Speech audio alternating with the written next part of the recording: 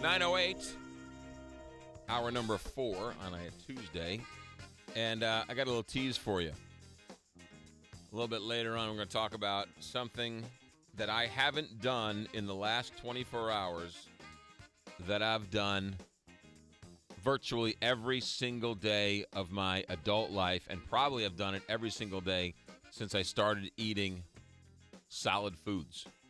I haven't done this thing in the last 24 hours that I've done every day before.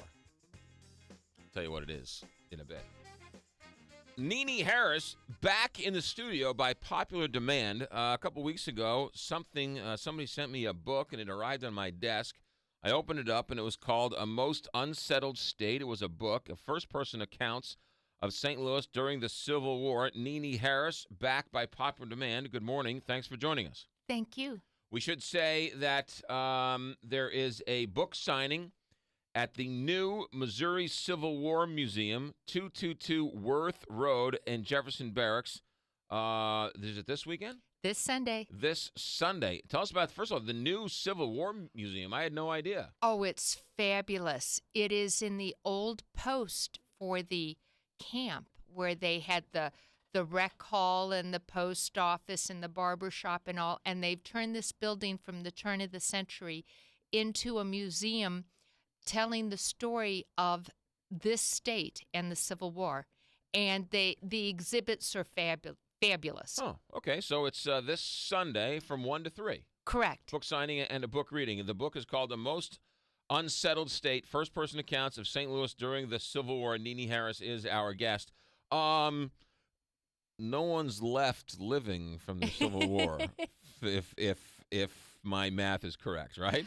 Correct. But they left their letters. They left their sermons, their speeches, their personal thoughts in journals.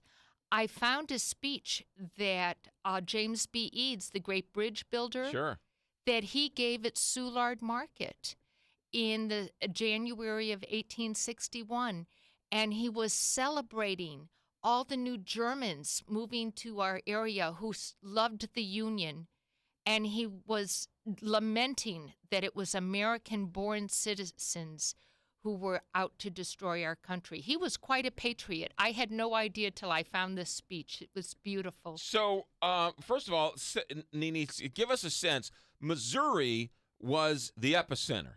It's where North and South, East and West all merged. You got it. And it was critical to the Union. Lincoln understood New England could not win the Civil War. The Union needed what was known as the West, which is now the Midwest. Right. And St. Louis, with its strategic position on the Mississippi, was absolutely critical to winning the Civil War. And so St. Louis, we had a lot of the old families who had been here for generations who were Confederate sympathizing. But the new immigrants, the Germans, they were devoted to the causes of Union and abolition. Where did you find these speeches? I found a lot of the materials in St. Louis Public Library. Really? Downtown, fabulous. That's where I found a sermon that was given by a local minister, a Presbyterian minister, after the assassination of Lincoln.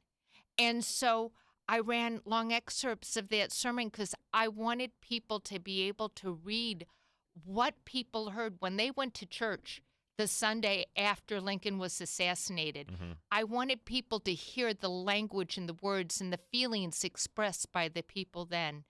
At Missouri Historical, I found a journal kept by a secessionist who throughout it, he thinks of Lincoln as a despot. He can't stand Lincoln. Lincoln pardoned his brother after his brother was caught as a spy. He still couldn't stand Lincoln. He thought Lincoln was a terrible speechmaker. Right. And then in his journal, after Lincoln is assassinated, in his journal he writes, "Oh my God, what are we going to do without Lincoln?" He was lenient. He would have been forgiving and helped us. And so you really feel how the people then thought, the emotional changes they go through when you read their letters, you understand their fears. Very different than a historian going to the newspapers of the day, right? You get a totally different view. Well, what's interesting with the newspapers, now some of the speeches I found in newspapers, that they ran the whole speeches, but the stories in the newspapers are so different. The newspapers were polarized. They were more like debating societies, that one would tell just their side of an event and the other just their side. And then it was before the telegraph changed language. Modern newspaper writing resulted from the telegraph. And it required people to put all the information up near the front, the critical information near the top of the story, whereas you go back to these stories and you read half a column before you find out what happened that they're writing about. It's a very different style of writing. You're telling me back during the Civil War, during St. Louis, the book is called The Most Unsettled State. Nini Harris, our guest, the book signing is this Sunday, 1 p.m. at the Jefferson Barracks, the new Missouri Civil War Museum. Starts at 1. You're telling me that back then, during the Civil War, there were actually different media outlets, and one side told one story and one side told the other story? I wonder how that would work today. It's interesting because it's very similar to much of our media today, where it's hard to actually get a story and find out what's happening versus how people reacted to what was happening. Right. The spin was so much you can't figure out what actually happened. That's it. In some places, I put in the spin on both sides just so people would get a sense of it. Other similarities between then and today. Is it as bad today as it was? We always think today is worse than it ever was, but people want to do away with the debt ceiling, and they don't want to fund the government. During the 1860s, there were states that wanted to leave the Union. I can't imagine anything being that bad today as opposed to years ago. But were there any similarities while reading this stuff you thought, wow, that's exactly what's happening today? The division in our country is so disturbing. And it's more disturbing perhaps to me because I read about this division 150 years ago and read the accounts of where it led. There were meetings in every ward in the city in January of 1861 where people got together and they decided which side they were going to take. This is a frightening prospect, and it is horribly disturbing today. So they walked into these precinct meetings not knowing if they were going to be for the North or for the South? They went in. The individuals knew which side they were going to be on. Gotcha. It was how many people from which side showed up, sort of like an election. So it was a caucus, more or less. Who was the ward going to side with? Yeah, and in many areas that were heavily German, the meetings were more like rallies for the Union. And Lincoln was working here the whole time through the Blair brothers, Montgomery and Frank Blair, whose father was a powerhouse in Washington, D.C. In fact, he is featured in the movie Lincoln, and they mention his son, Frank, in the movie, and they're talking about what's going on in St. Louis. Is there a Blair house? No, the Blair house, the vice president's house? That's the father's house. That's where our congressman and his brother were from. Okay, so the Blair house is where the vice president lives. Is that right? I think. Yeah. In Washington, D.C. Yeah. I don't know if it's the same Blair, but the Blair house, I believe, family. It is that family. And the family was working here for there were Lincoln's conduit here to St. Louis. Yes, Lincoln worked through them here in St. Louis to keep St. Louis with the Union. It's really, really interesting. And if you think about it, if St. Louis hadn't been with the Union, where would the Union have staged the war in the West from? Yeah. Way upriver, hundreds of miles away. It's almost, history is interesting because we now look back at it and we say that people went to war to preserve slavery. And I know people will say, well, it was states' rights. Well, it was the states' rights to enslave another human being. So it's I don't want to relive the Civil War, but they went to war and fought and died and sent their children to war to fight to split up the country for slavery. Think about that for a second. I mean, it just. I know we've been taught that in the history books and in class, but just think about that for a second. And, there are people today who say that isn't so.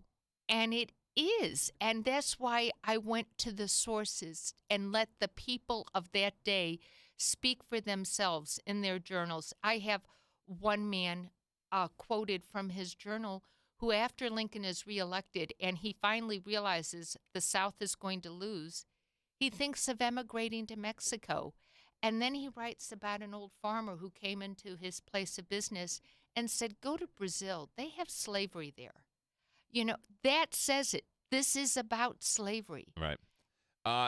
The South is always depicted as the ones wanting slavery. But the North still wasn't that far along in terms of their forward thinking, right? There still was much racism and much discrimination in the North as there was in the South. Racism was very alive in all parts of the country. Right. Even in here in St. Louis, you could see it clearly. I have some ministers' reminiscences of the time in there and of seeing people enslaved and brutalized. And then there are other things that are going on in the spring of 1861 that are really mystifying. Poor the people who were of color but were free. Right.